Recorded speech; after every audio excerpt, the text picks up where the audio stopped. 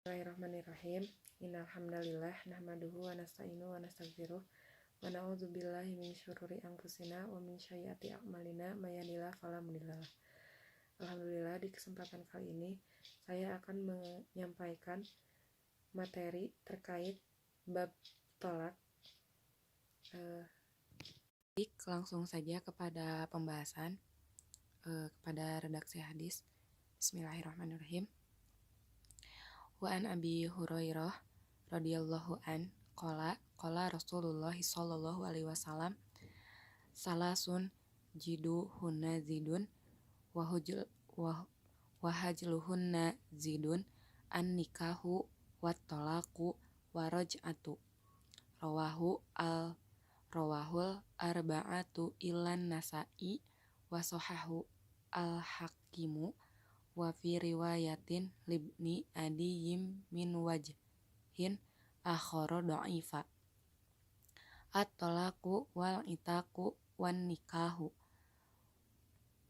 walil Harits ibni Abi Usamah min hadisi Ubadah bin at-Tomiti rafa'ahu la yajujul laibu fi salasin at-talaqu wan nikahu wal itaqu famangko lahunna faqoda wazabna wasanaduhu dhaif. Terjemahnya, dari Abu Hurairah radhiyallahu an, dia berkata, Rasulullah shallallahu alaihi wasallam bersabda, 3 hal yang apabila dikatakan dengan sungguh-sungguh dan apabila dikatakan dengan sanda gurau juga akan jadi sungguh-sungguh, yaitu nikah, tolak, dan rujuk. Hadis riwayat 4 imam selain An-Nasa'i. Hadis ini disahihkan oleh Al-Hakim. Sedangkan di dalam riwayat Ibnu Adi dari jalan yang lain yang disebutkan adalah do'ib.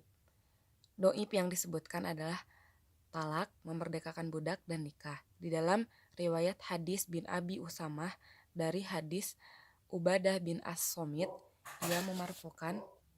ia memarfukan hadis. Tidak boleh main-main dengan 3 hal, yaitu talak, nikah, dan memerdekakan budak. Siapa yang mengucapkannya maka benar-benar terjadi. Dan ini adalah sanadnya do'ib. Kemudian biografi sahabat, beliau adalah Abu Hurairah al-Dawsi al-Yamani.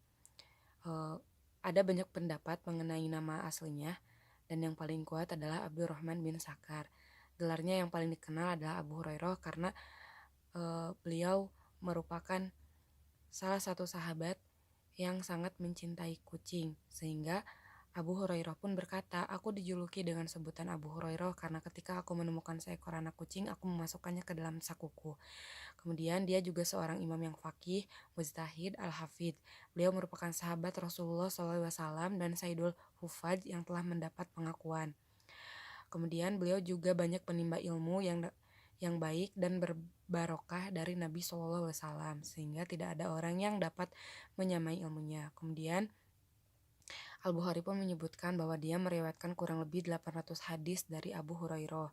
Kemudian tahrij hadisnya, hadis ini dikeluarkan oleh Imam Ibnu Majah di dalam sunannya, Abu Dawud di dalam sunannya, Tirmizi di dalam sunannya, Ad-Daruqutni dalam sunannya, Hakim dalam Al-Mustadraknya, Al-Baihaqi dalam sunannya.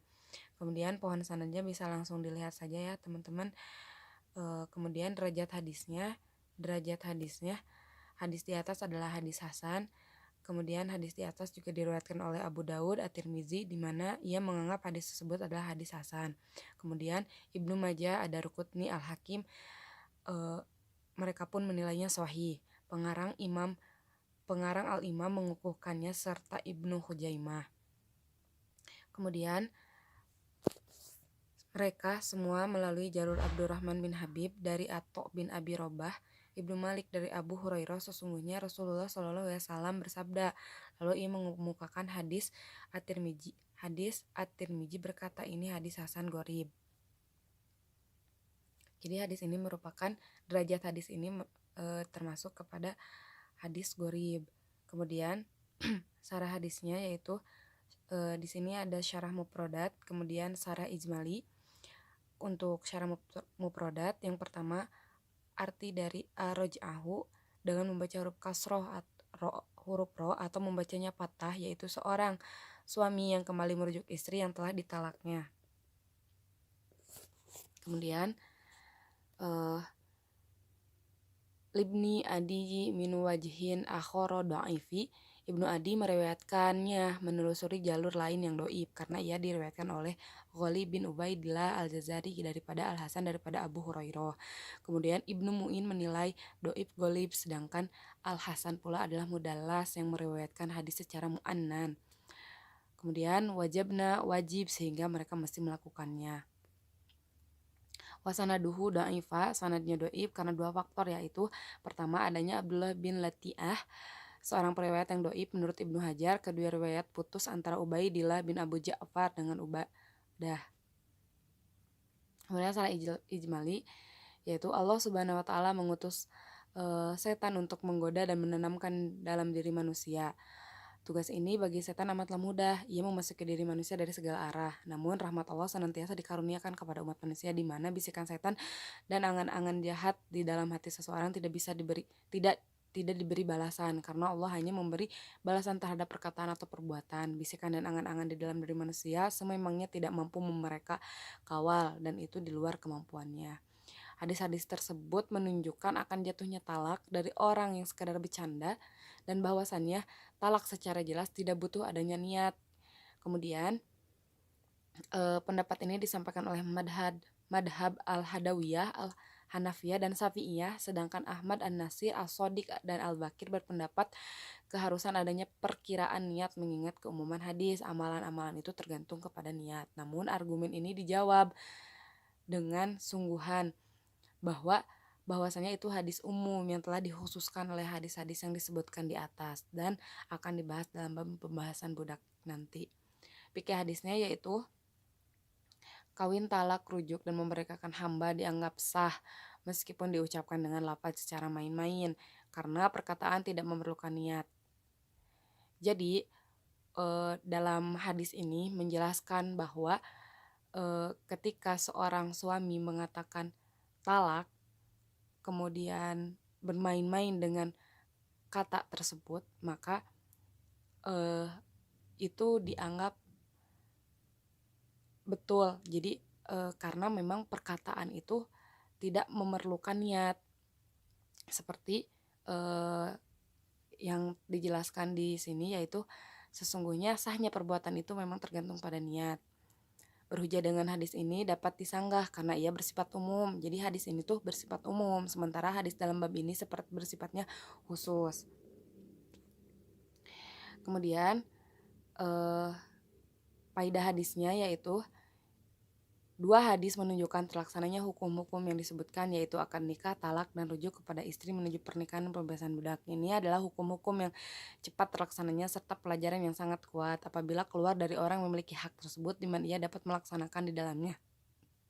Kemudian barang siapa melakukan akad kepada budak, mentolak istri, serta memerdekakan budak, maka ia langsung terlaksana saat diucapkan, baik itu secara sungguh-sungguh, bermain-main, atau bersenda gurau, di mana di dalam akad ini tidak ada khiyar majelis dan khiyar syarat. Demikian pula rujuk, maka ia dapat terjadi saat diucapkan, di mana ridho dari istri tidak disyaratkan dan tidak harus ada penerimaan terhadap hal tersebut. Jadi faedahnya atau hikmah yang bisa kita ambil dari hadis ini yaitu kita harus senantiasa menjaga perkataan, baik itu bercanda ataupun tidak, tapi di dalam kasus ini hal seperti talak, rujuk, kemudian memerdekakan budak itu bukan kata-kata yang bisa dipermainkan karena ini sifatnya mutlak gitu, jadi dianggap sah. Nah, mungkin itu yang bisa saya sampaikan. Mohon maaf jika ada kekurangan dan kesalahan dalam pengucapan. Kemudian ini terdapat daftar pustakanya juga dari beberapa referensi. Terima kasih. Wassalamualaikum warahmatullahi wabarakatuh.